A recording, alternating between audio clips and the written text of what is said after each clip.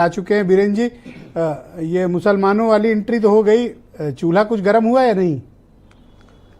देखिए, जो चुनाव के परसेंटेज पहले चरण में था, उसके बाद भी जो आज ये बयान सब शुरू हुए हैं, ये दूसरे चरण में उतना उत्साह नहीं पैदा कर पाएंगे और दूसरे चरण में भी मतदान का प्रतिशत कम ही रहने का अनुमान है, क्योंकि ये जो इलाका है ये और ज़्यादा शहरी है और बीजेपी के प्रभाव वाला इलाका है। भाई, भाजपा की जीती हुई सीटों का दूसरा चरण का इलाका है।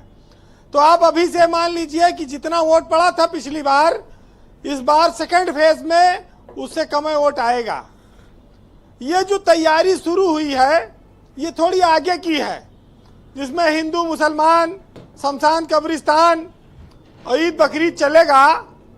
आज बागपत में योगी जी ने बोला जरूर है सरिया पे, लेकिन ये तीसरे चरण में जब आप जाएंगे, जब संभाल आएगा, बदायूं आएगा, मैनपुरी आएगा, एटा आएगा, तब यहाँ पर इसका असर दिखाई पड़ेगा। अभी तो ये शहरी क्षेत्र है, नोएडा, गाजियाबाद, मथुरा, ये सब चीजें, अलीगढ़, ये सब में ज्यादा इसका, अलीगढ़ में एक ताला वाला मामला है बस। वैसे भाजपा के रणनीतिकार इस बात को जान चुके हैं कि वोट कम पड़ रहा है, वोट निकल नहीं रहा है। ऐसा क्यों है? कुछ तो सेलिब्रिटी कैंडिडेट के नाते है, कुछ 400 पार का जो नारा आया कि लोगों ने मान लिया कि भाजपा तो जीत ही रही है, बहुत ज्यादा मेहनत करने की जरूरत नहीं है। दूसरा, गाड़ियां में जितना पेट्रोल पड़े उतने तो जलेगी, उतने मतलब? तो एक्सीलेटर बढ़ेगा। इसका क्या मतलब? अरे कार्यकर्ता को कुछ माल पानी खिलाए पिलाएंगे कैंडिडेट, आप 3 दिन से मुहिम चला रहे हैं कार्यकर्ताओं की। अरे जब नेता पैसा नहीं खर्च करेंगे चुनाव में, तो कार्यकर्ता अपने पैसे से वोट निकाल के लाएगा। वोट अपना पैसा खर्च करके इनको चुनाव लड़ावे और बाद में फिर ये धक्का खाए, सीधे मुंह बात भी ना करें 5 साल। तो कार्यकर्ता आपके कहने का मतलब प्रत्याशी लोग पैसा नहीं खर्च कर रहे हैं? कुछ जो बड़े सेलिब्रिटी हैं वो खर्चा नहीं करते हैं, वो सब पार्टियों पर लादते हैं और सारी पार्टियों में ऐसा होता है। अब वो चीज सब लोग जान रहे हैं, जो प्रवक्ता लोग बैठे हैं इनको मालूम होगा। बड़ी विकट समस्या है ब्रजेश जी, इसका समाधान किसी के पास नहीं होगा। अगर भाई जितना गुड़ डालो उतने मीठा होगा। अगर एक सीट छोड़ दीजिए तो दूसरे चरण की सारी सीटें भाजपा के पास हैं और भाजपा में की ये स्थिति इस बार भी अच्छी ऐसी तरह की रहने वाली है और बीजेपी ने फौज लगाई है। लेकिन ये तीसरे चरण से ये आएंगे, क्योंकि वो मुलायम सिंह यादव के इलाके का प्रभाव, अखिलेश यादव सेंट्रल यूपी और जो संभाल बदायूं ये वाला इलाका है उस पर आएगा जी।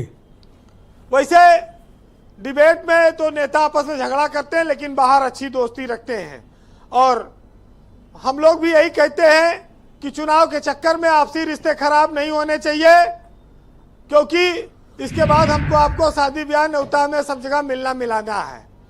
तो माहौल हमेशा अच्छे रहने चाहिए, समाज में एक दूसरे से मिलना है।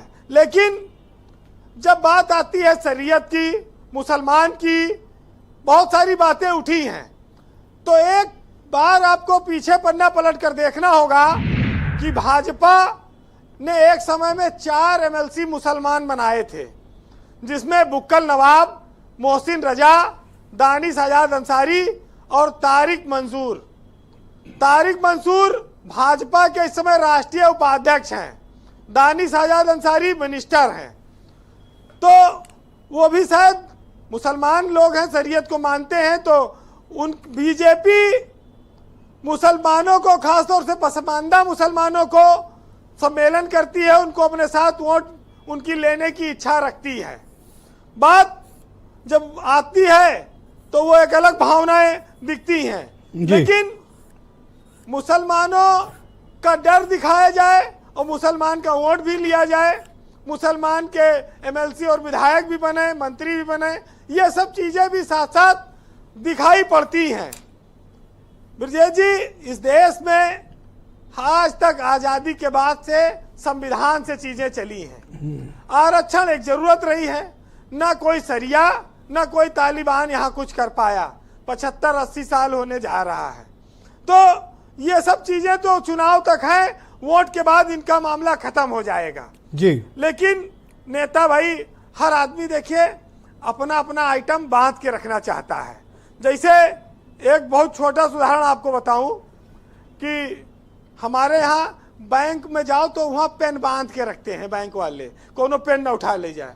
मेडिकल स्टोर वाले कैंची देखो आप डोरी में बांध के रखते हैं, और प्याऊ वाले जो होता है वो गिलास बांध के रखते हैं प्याऊ पे, आप देखेंगे कभी। और ये लोग क्या बांध के रखते हैं? कचहरी में वकील कुर्सी बांध के रखते हैं, और रेलवे में जो टॉयलेट होता है उसका मग्गा भी जंजीर में बंधा रहता है, और बड़े बड़े लोग जो होते हैं वो कुत्ता भी बांध के रखते हैं, लड़कियां मुंह बांध के रखती हैं, पत्नियां जो है वो अपने पति को बांध के रखती हैं। तो इस देश में किसी को किसी पर कोई भरोसा नहीं है। हर आदमी अपने अपने लोगों को बांध के रखना चाह रहा है, और ये चुनाव अब बड़ी ऊंची इसीलिए बात कही। इस कलयुग में ये सब एंट्री हुई है। जी, तो कंक्लूड सुनिएगा कि अभी है सब्र मुझ में, जितना चाहे सता ले तू, फिर इसके बाद तुझको ही परेशानी में रहना है, और मुसलसल दुश्मने जा की निगहबानी में रहना है। जहां घड़ियाल रहते हैं उसी पानी में रहना है, और चरागों के सफर में दबदबा हो आंधियों का, तो अंजाम जुल्मत के सिवा कुछ भी नहीं है। और ये दुनिया नफरतों की आखिरी स्टेज में है, इलाज इसका मोहब्बत के सिवा कुछ भी नहीं है। बहुत शुक्रिया वीरेन जी, आपका बहुत बहुत धन्यवाद ग्राउंड जीरो से अपने इनपुट, फीडबैक और हम सबको अपना पॉलिटिकल ऑब्जर्वेशन हम तक पहुंचाने के